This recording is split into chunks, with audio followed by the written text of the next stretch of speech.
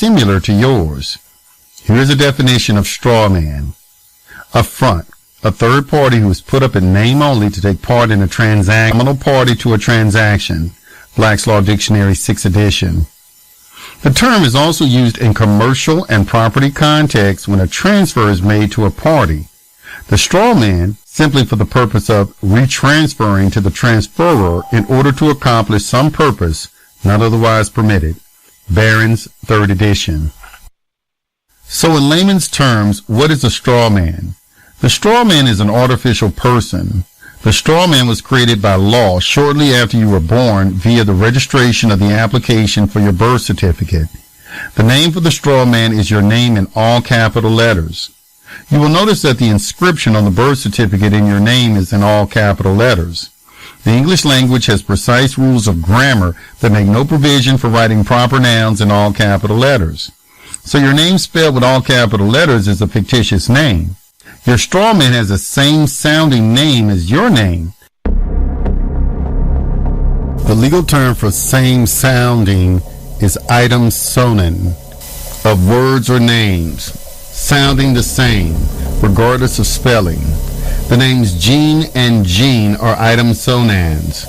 In trademark law, the name designates a name that sounds close enough to a registered trademark to create confusion among consumers and infringe that mark. So the Steinway Company was able to prevent a competitor from registering Steinberg for the name of its pianos.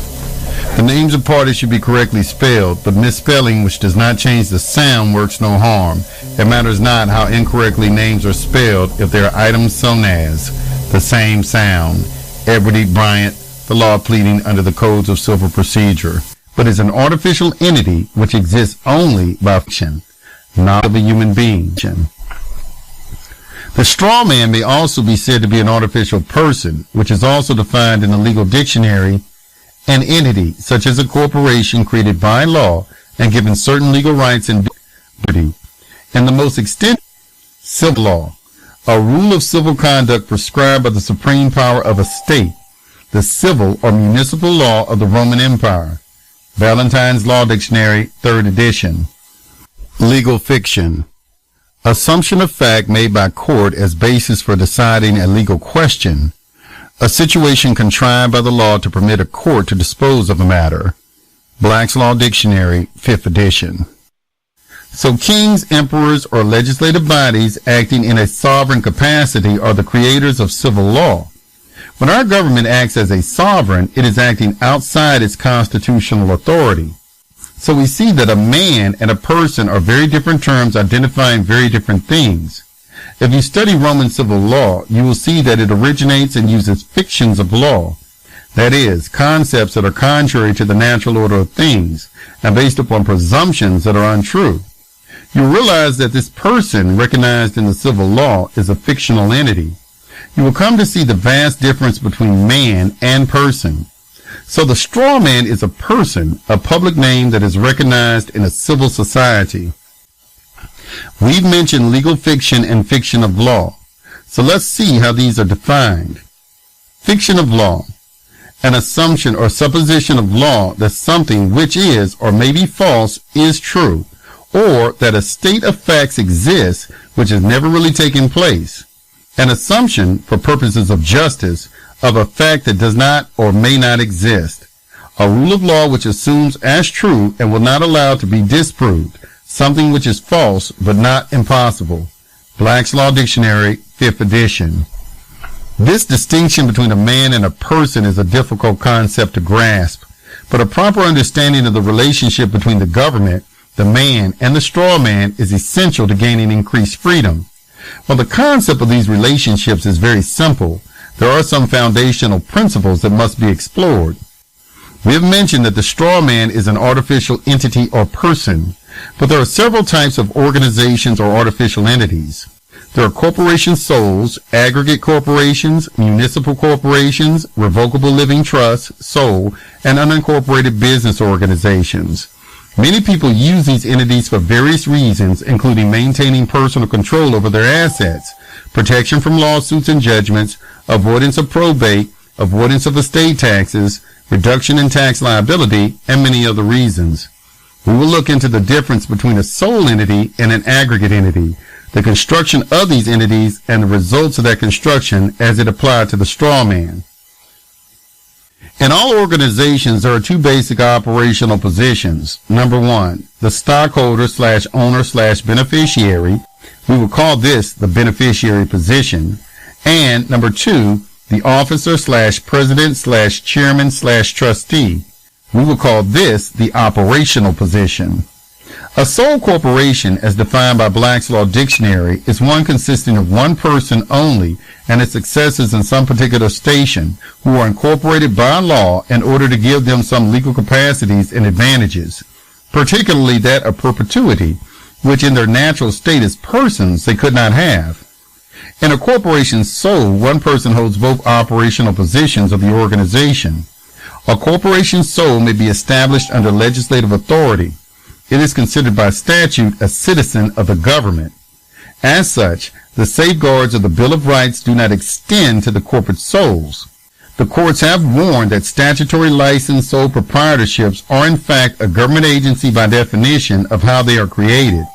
Most people who choose a sole organization do so because they maintain personal control over their assets.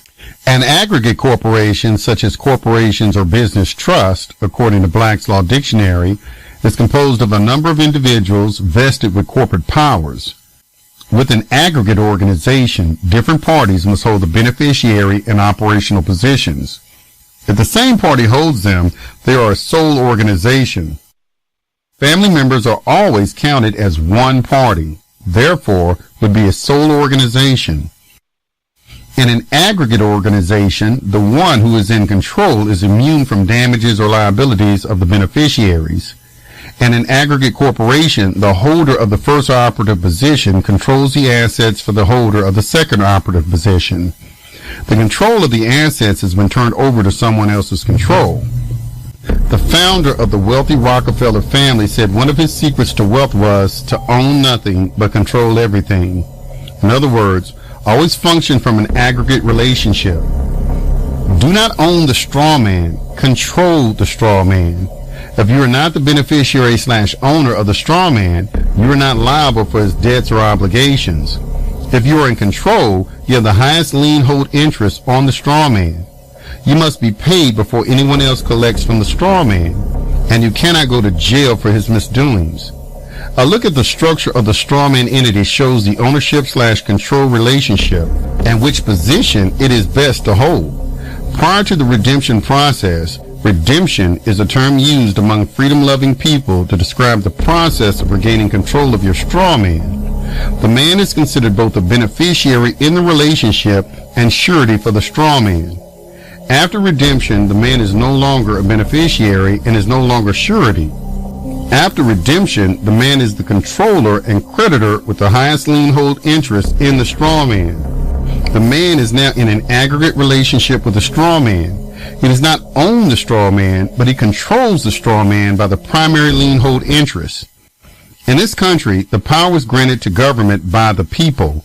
Power is granted to the government by the people individually to create states, and by the people as a whole to create the national government. Once the people decided individually to create states, they can only change the policy or law of the state as people collectively. This is because they have agreed to become part of the public. They are one person in a large body of people that act collectively. The people are in the state and national government at the same time. The public government is an artificial entity. The government is owned and controlled by the same people. So the government is a sole organization, not an aggregate organization.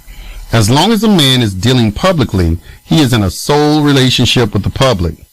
The straw man, being artificial, lives in the artificial place called the public.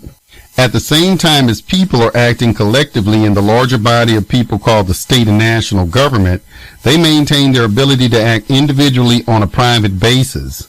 The people did not give up the rights they did not delegate to the government. They retained those rights. Any man can contract privately as they see fit, and government cannot interfere with the private contracts of men. The straw man lives in the public side of the government. He is part of the public government and functions under the laws of the public. This is necessary and proper because the creator of an entity has the right to control it.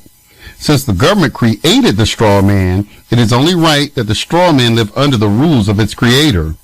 But once the straw man has been redeemed, the government is no longer in control of the straw man. He is now controlled by the man using his right to private contracts. The man has left the public as a beneficiary and sole relationship to the straw man to live privately as creditor in an aggregate relationship with the straw man. As far as this relationship is concerned, the straw man is privately controlled. The straw man still exists as a public entity because this is the only world in which it has reality. His relationship with the man is private. The relationship with the man being is controlling because the man has a higher priority lien on the straw man than the government. Now that we understand who the straw man is, it is appropriate to ask who benefits from the creation of the straw man. We will see that the straw man benefits the creator, the government, any company that uses it, and you. The government began to benefit from the straw man in 1933. In this article on the U.S. bankruptcy, we've already seen evidence that the United States went bankrupt in 1933. When this happened, the governors of all the states met to discuss what should be done. The state governors made a pledge to the federal government to fund the bankruptcy. They pledged the assets and the energy of the people belonging to the state governments. They would back the government and secure the national debt. But there was one problem. The states could only speak for the people in their public capacity. They could not pledge private living human beings or property. So it was necessary to create a bridge between the living people and the creditors for the bankruptcy. The answer was to create straw men to stand in the place of the people.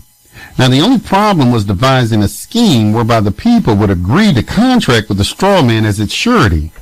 When the governors made the pledge, they agreed to register the application form for the birth certificate of the people with the U.S. Department of Commerce. The application form for the birth certificate is a security instrument, collateral, used to back the pledge.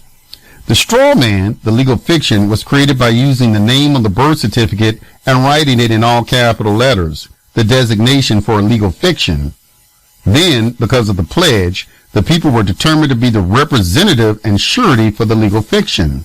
This is how they made us responsible to pay back the debt of the United States. When the government or any corporation uses any process whatsoever, they are using it against the legal fiction, which they want the people to think is them. But when a name is written in all capital letters, it is not the name of a real person.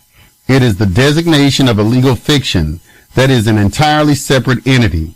A living human cannot be a legal fiction, and a legal fiction cannot be a living human. One is real or natural, the other is created by law. Because the entire thing is based on paying the bankruptcy, the straw man is the debtor and the government is the You know that the straw man's name is used on virtually all public documents, including but not limited to birth certificate, driver's license, passport, social security card, bank account, checks and statements, credit cards, the checks you receive from your employer, legal documents, any letter from the government entity at any level, etc. You will discover that government agencies, banks, and other corporations, courts, and tax agencies deal with you exclusively through your straw man. These organizations insist on dealing with you only via an all-caps version of your name in any and all key documents, contracts, accounts, and agreements with them. One of the many benefits and services made available through your straw man is your Social Security number. The Social Security number is a public number associated with a public persona, your straw man. The Social Security number is a benefit because it allows you to open a bank account or to get a job. A federal law was passed in 1994 that made it a requirement to give your Social Security number to get a driver's license. It would be difficult, though not impossible, to do any of these things without using the SSN. All of these things and many more can be thought of as benefits granted to the straw man. But these benefits come with a price. It should be obvious that the straw man has not body and that you benefit from the consumption/use of the goods and services made available through the straw man. At this point, you probably do not hold title to your straw man. The redemption process can correct this problem. Since these things are true, It is also true that you are the one responsible for discharging the public liabilities associated with the benefits that you enjoy courtesy of your straw man. These public liabilities include, but are not limited to, income